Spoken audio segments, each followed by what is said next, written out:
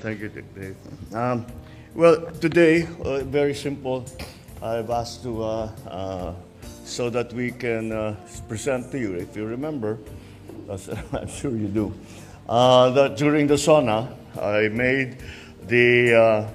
gave instructions for all our different agencies, led of course by DPWH, to give us all of the information on specifically flood control projects that were started, were finished, were in progress from the beginning of my term, which was in mid-2022 until now. And so part of that process of auditing these projects was to also publicize the list that we were going to get from DPWH. Well, we have done it. We have received the list from DPWH. We, I think, have put it into a form that is accessible to the public, and most importantly, it is in a form that the public can use so that they can first identify the projects, the flood control projects that are within their area, within their barangay, so that they can actually go and look at it. Or if they already have information, they can tell us about it. Kung maganda yung naging project, kung hindi maganda yung naging project, bakit hindi maganda yung naging project, ano naging problema, etc., etc. And that's what the present website is supposed to do. Now, this is the third iteration of this website. We've been working on, kahit nung nasa India kami, we were already working on it. And it was, this is the final form of it. And we are very much open to suggestions. If the people want us to put more info or other info onto the website, we will certainly do that. But to begin with, we have I think there will be a video later on to show very simply how the website is being used. I was asked if, again, this is something that everybody can use, and I'm confident that the way that we have done it is very accessible to people. Before we get to this point, can we do the video first? Can we hang on to this? Wait. Let's start from the beginning. Let's start from the beginning, please. Yeah, okay, let's do that. O sige, gawin na natin yun.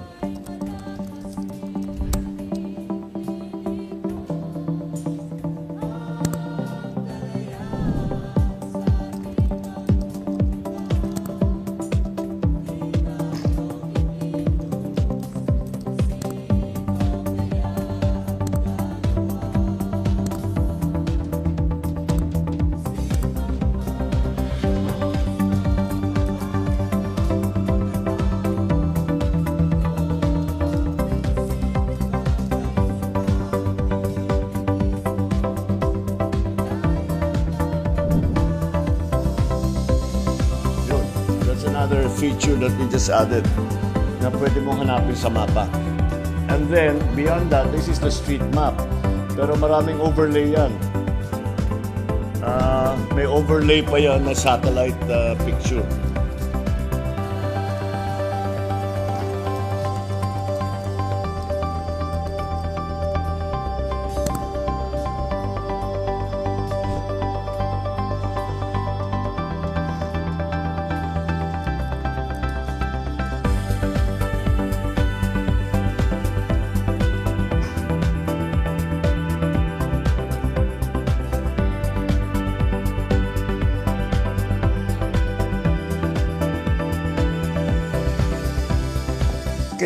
Can we just show the first page?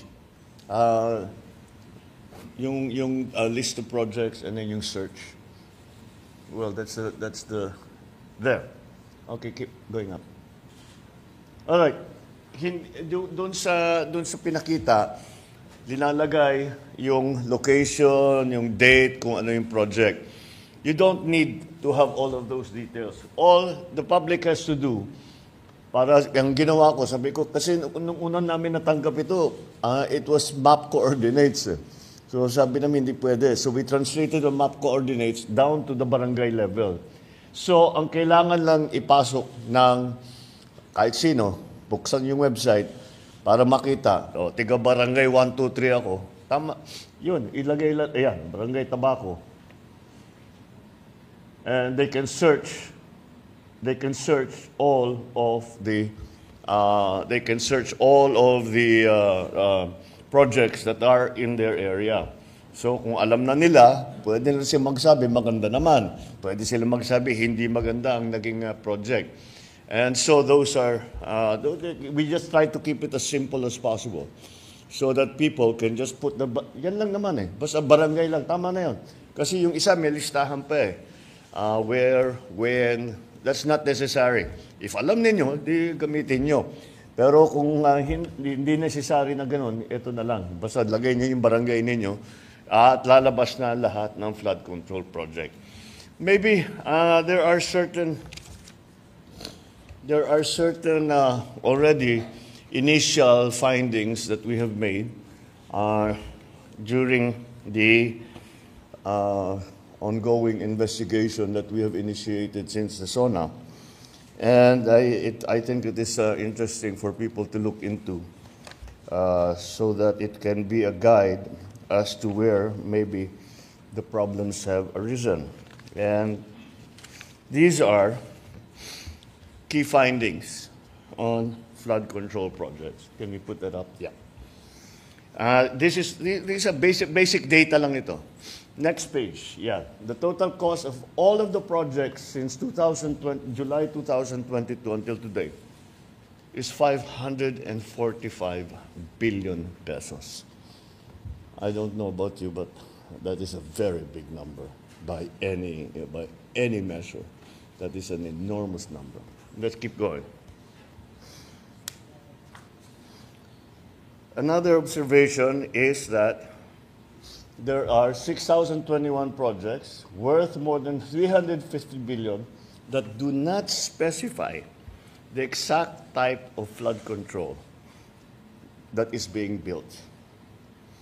Then, many projects also in different locations have exactly the same contract cost. I think anybody who works in either the private sector or the public sector, pag sinabi, may 50 project, pare-pareho, 150 million lahat. Pare-pareho lahat. Imposible yan. It is impossible for one barangay, even if they are the next barangay, to have the exact same project to the exact same amount with the exact same contractor. Imposible yan. And that is why that is a significant finding already that we have made. Now, can you keep going, please? What's in there? So we looked at the regions kung saan ang pinakamarami, and this is what came out.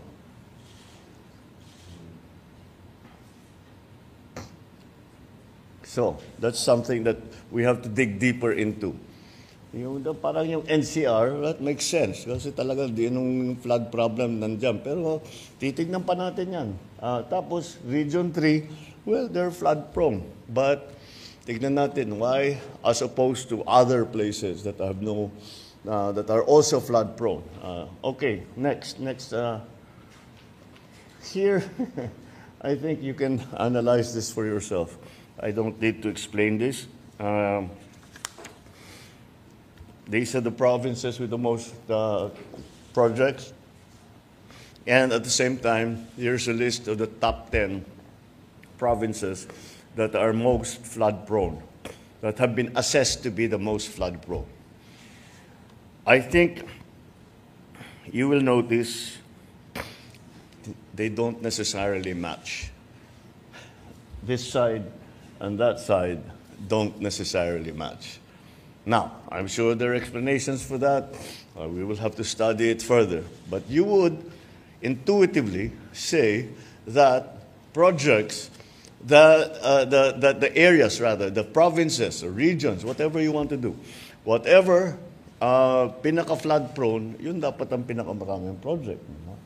Pero parang hindi tumutugma. Kaya yan, kailangan natin pag-aralan na mabuti kung bakit nagkaganyan. And, well, this is just another piece of information. Out of 170 pumping stations, that's the next one, yeah.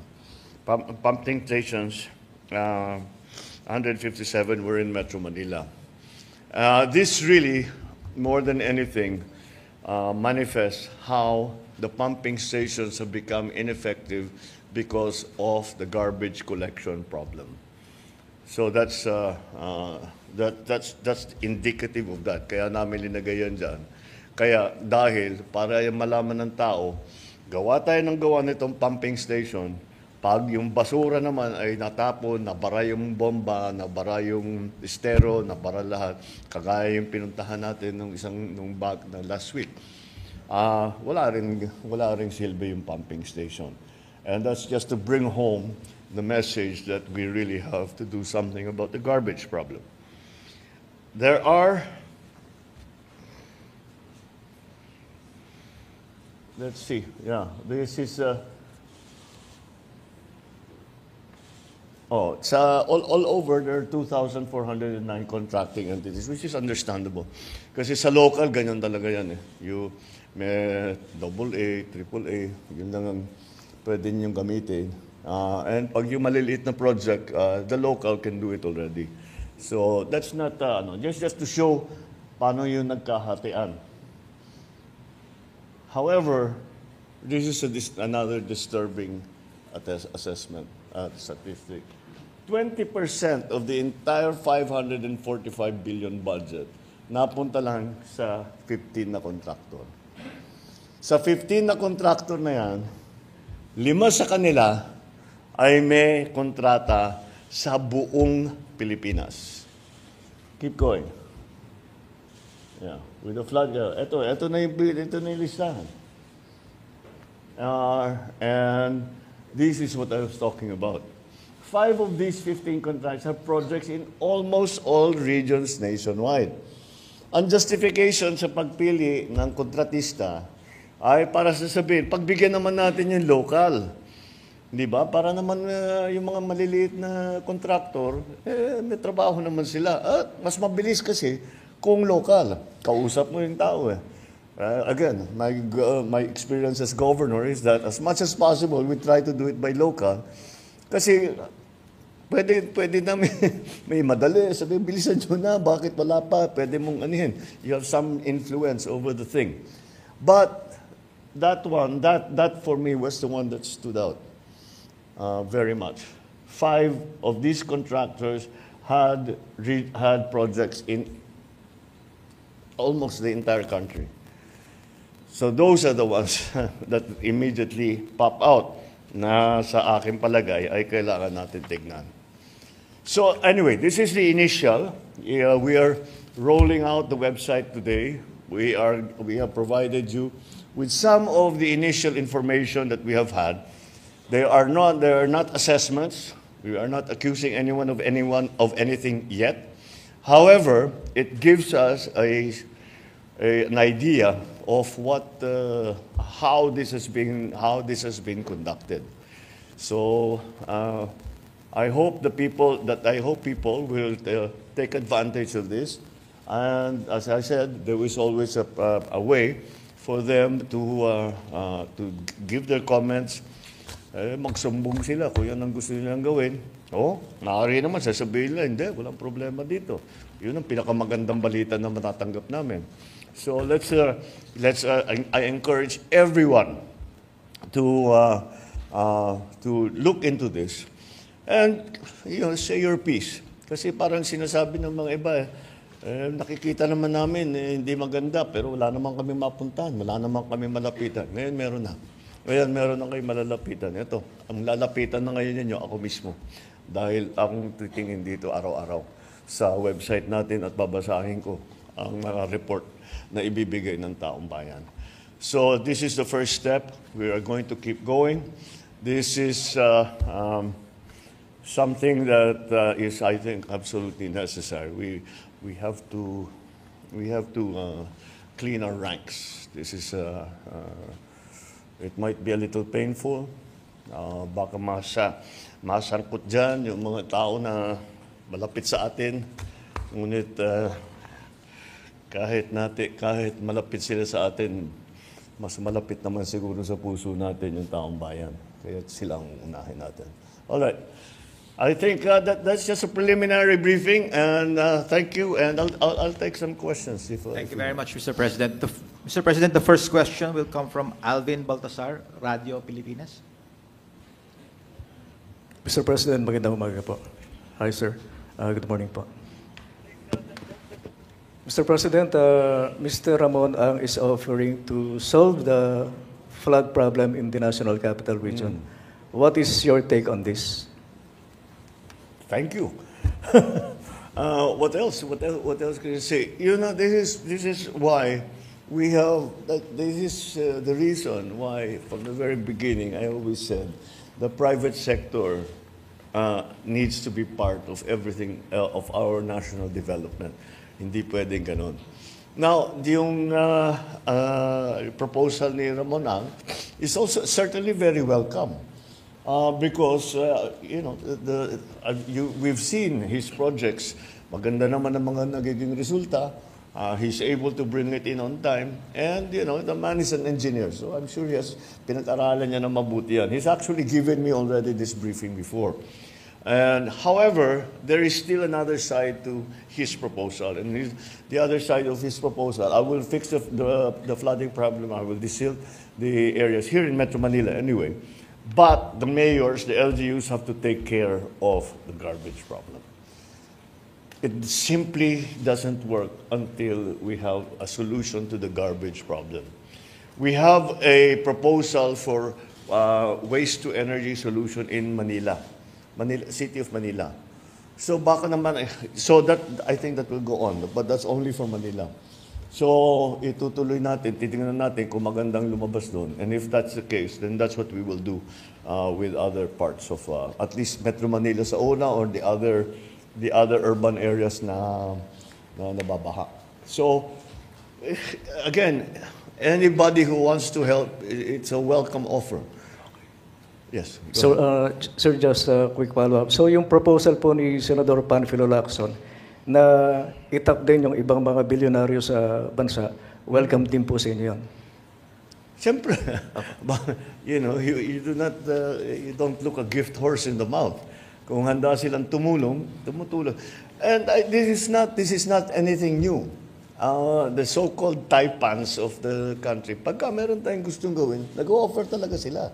Kaya't marami silang naitutulong. So I will certainly look at this proposal of Ramon very, very closely and see if we can do it. Like I said, it will require that coordination between LGUs and I guess San Miguel, whatever it is, what part it is that they want to play. Pero nagdi-desilt na siya. Pasig River, dinidesilt na niya. So alam niya talaga yon. So anyway, that's something that's very welcome, as I said. Any offers of help are always welcome. Maraming salamat po, Mr. President. Thank you. Sir, the next question will come from Ana Felicia, GMA News Online. Good morning, Mr. President. Sir, Senator Tulfo mentioned earlier na isang undersecretary ng DPWH yung reportedly nasibak dahil po dito sa anomalous flood control. Is this confirmed, Mr. President? And sino-sino pa po kaya yung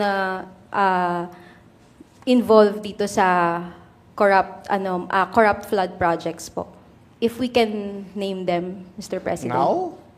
We just opened the website. No, I need to hear from other people because anong makukuha kong report? Makukuha kong report sa kung sino man, maganda lahat. So I need to hear from people first. And then if there is really something na kailangan sasabihin talaga ito consistent, ang dami nilang 15 yung project nila, puro palpak.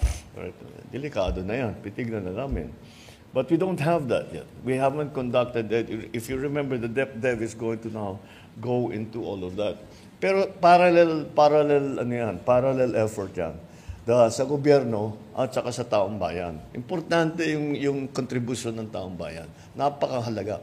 Dahil kami, nandito kami, pinag-usapan nga natin, 9,000 projects. Siyempre, didetalye namin yan, iisa-isahin namin yan. Pero ang tao, nandun sa harap nila. Pag-gising nila sa umaga, maglalakad lang sila ng kalahating kilometro, nandyan na, nakita na nila. So, that's maybe more important. Kaya we have encouraged the way we put the website together, kahit may picture, may video, i-upload ninyo sa amin para makita namin. Kasi meron kaming yung mga malalaking analysis, yung mga satellite nga, pati yung mga report. Pero iba na rin yung nakikita mo, sasabihin mo, dito nasira, dito pumasok yung tubig. Nung bumigay ito, wala na, binaha na kami lahat. So, that's why we are encouraging to go, we are asking people to help us and to help themselves. Dahil kung maayos natin ito, hindi na sila babahin, or at least not as badly as they are now. Sir, quick follow-up lang po. Doon po sa 15 contractors na nakita natin, meron po bang link sa mga government officials, especially po sa mga congressmen na nakaupo, sir? Wala na ba talaga tayong investigative journalist ngayon dito sa Pilipinas? Trabaho niya yan. Look it up. We are going to look at it also. But it will be premature for me to name names, etc., until we really know what's going on. But, go out there. Tignan ninyo. Talk to the people. We need to hear from everyone. And that's I think something that we can all play a part in. I know that once this comes out, that kung ano-ano makapapasok na reklamo, kung minsan justified, kung minsan hindi, dahil may alitan for political or whatever, natalo sa kontrata, the usual thing. But we'll still go through every single one, and we still have to see what really is credible, and what needs to be acted upon. So let's also be fair to everyone, and not say, ito si ganito, ito si ganyan, tanggal ka sa trabaho, unless we have a good idea of what went wrong. Thank you, sir. Thank you. Thank you, sir. The next question from Evelyn Quiros from Filipino Mirror. Good morning, Mr. Good morning. President. Ito pong presentation niya na website, ito po yung base na po ito sa inventory na sinubmit po ng DPWH. Yes. Opo. Sir, bali, dun po sa presentation niyo, yung may a total cost of 545 billion, 350 po dun is almost 50%. Pwede po ba natin makonsider yun na ghost projects? No. Or hindi naman po? Hanggang we're just starting this process. Remember, we haven't. DepDev is already working on it. The Public Works is already working on it. My office is already working on it. But if I'm to stand up here and then mali si ganito, mali si ganyan, tapos mali, that's not fair. So let's be circumspect about pointing fingers and shouting at people. Tignan natin na mabuti. Because always remember, the assumption, kasi masama na ba na tao eh. So the assumption, lahat yan maulang kwenta. Hindi totoo naman yun. Meron din maganda. Meron din na buo. Meron naman na nakatulong. So, pero hanapin natin yung hindi maganda, yung hindi nabuo, yung hindi nakatulong, at kung saan napunta yung pondo para doon sa ganong klaseng project. Kung sasabihin natin, it's also possible that palpak yung flood control project dahil climate change na eh. Sa buong kasaysayan ng lugar na yun, hindi pa binaha. Nangyayari sa amin yan eh. Hindi pa binaha. Ngayon lamang binaha dahil ganyan na yung climate change na iba. Ang lakas ng bagsak ng ulan. So, kaya na-overwhelm yung flood control. Wala naman nagnakaw, pero yung specification natin doon sa flood control na yan ay para doon sa pre-climate change na sitwasyon. So we have to be careful about this. Of course, we want to get to the bottom. Of course, we want the people who have taken advantage of the system to pay and to be answerable to the shortcomings that has been demonstrated. And if there is evidence of corruption, then of embezzlement, of any kind of wrongdoing, that's when we will move. But again, we cannot do all of this without the help of the ordinary citizen. We need the citizen to play their part, their civic duty, to report to the government what they see as being wrong. So let's be, as I say, circumspect and maayos yung ating pasok dito. Hindi yung bara-bara na, bahala na. What the expression in English is throwing the baby out together with the bathwater. Diba? You choose. You Sir, make sure that you're on good ground. Mr. President, follow-up lang po. Doon po sa SONA, bali, yung Regional Project Monitoring Committee po, ay naatasan nyo na yung parang ma-identify yung failures, tapos yung mga hindi natapos, at saka yung alleged ghost projects.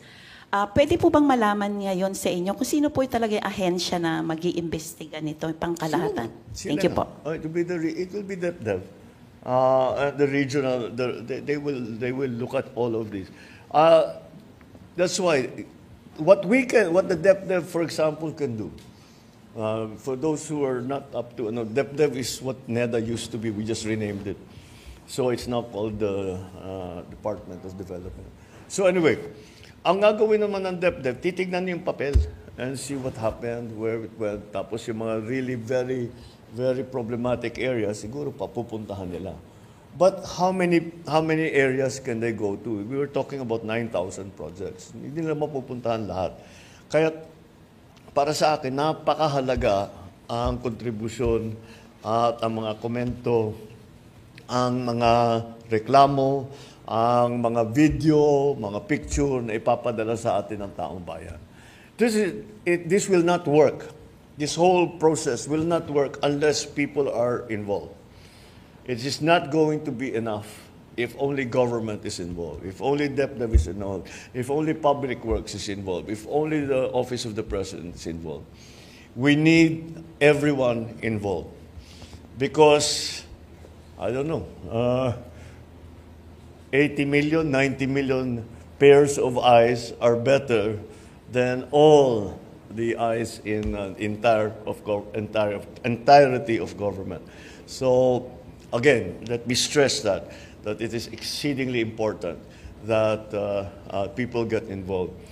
So, lahat ng hinain ninyo, masama loob ninyo, yung nagre-reklamo kayo, frustrated kayo dahil nakikita ninyo, wala naman kayong malapitan. Ito na yung chance ninyo. Ito na yung chance ninyo. Meron na tayong website. Ang isusulat ninyo doon sa report, yung tinatawag yung sa na report, ang isusulat ninyo doon sa report, ako mismo ang babasa. Yan ang asahan ninyo. Babasahin ko bawat isa. Thank you, Mr. President. The last question, Mr. President, will come from Maris Umali, GMA 7. Good morning, Mr. President. Morning. Pardon me if I may have to divert a bit from the issue this morning because this is a breaking story, Mr. President. Two BFAR vessels in Bajo de Masinloc were just water cannoned today. Yeah. And there's a heavy flotilla of Chinese vessels, more than our vessels from the PCG and BFAR. They have around 30 vessels and we have 10, so we are outnumbered, obviously. What immediate actions will the administration take specifically for this particular incident, and how will you respond, sir, to China's complaint regarding your recent statement in India, in your state visit to India? Let's take the second part of your question first. I don't know what they're talking about. Playing with fire? I was just stating facts. We do not want to go to war. But I think if there is a war over Taiwan, we will be drawn. Hihilain tayo sa aya't gusto natin. Kicking and screaming. We will be drawn and dragged into that mess. Whatever you do, come on, wag na tayong hope. I love this saying, hope is not a plan. I hope it doesn't happen. I hope it doesn't. But if it does, we have to plan for it already. And that's what I was talking about. How do we get our people out? How do we protect kung magkagulo, gera na nga dito. malapit na sa atin. Anong gagawin natin? Okay lang, normal lang yan. Pababayaan na lang natin. Kung sino pasok labas dito sa atin. Hindi naman pwede yun. So we'll have to do something. So inevitably, despite our fervent wish to avoid any confrontation with anybody anywhere, war over Taiwan will drag the Philippines kicking and screaming into the conflict. That is what I was trying to say. That's what I don't understand. And I think because of the narrative coming out about playing with fire and being provocative and all of that, kaya nagka-increase ng activity doon sa West Philippine Sea. But what special instructions I have? We don't have any special instructions. Sanay na tayo rito. You know, it is not a one thing na there's no silver bullet na pag pinaputok mo, solve lahat ang problema mo. What will happen here is we will continue to be present. We will continue to defend our territory. We will continue to exercise our sovereign rights. And despite any opposition from anyone, we will continue to do that, as we have done in the past 3 years. Now, we do not intensify our operations, we just respond. Hindi naman tayo aggressive eh. Ano lang tayo, dumidepensa lang tayo eh. So that's the situation there. Unfortunately, we are, I think, for propaganda purposes, misinterpreted. But the Philippines is not. We are constant in our defense of the territory, of the state, of the population of the Republic of the Philippines. Ganun lang ang trabaho namin. Ganun lang ang aming gagawin. Wala tayong interes na pasukin kahit sino, na puntahan na kahit sino, sugurin kahit sino. Wala tayong ka-interes dyan. Sana nga yung ginagastos natin for defense and security, hindi na kailangan. Kung saan natin magagamit yan. We can use it for agri, for housing. We can use it for job creation. We can use it. But we have to do this because we are under threat. We are forced to do this. We do not want to do this. We are forced to do this. We do not want any kind of confrontation with anyone. We want to build a better, stronger, freer, safer Philippines. That's what we are working for. This kind of confrontation does not build a stronger, better Philippines. All it does is continue to defend our country. So Sir, that's I'm a little bit perplexed why it would be characterized as such, as playing with fire. Sir, so right now, our vessels there in Bajo de Masinloc will not be instructed to back out. We will just continue to stay there We at have this never point. instructed any of our vessels All to right. back out. Thank you, sir. Never. But we have to always, when we do not back out because natakot tayo, umatras tayo. Alam mo, I don't know about other places, pero dito sa gobyernong ito, hindi tayo umaatras sa laban.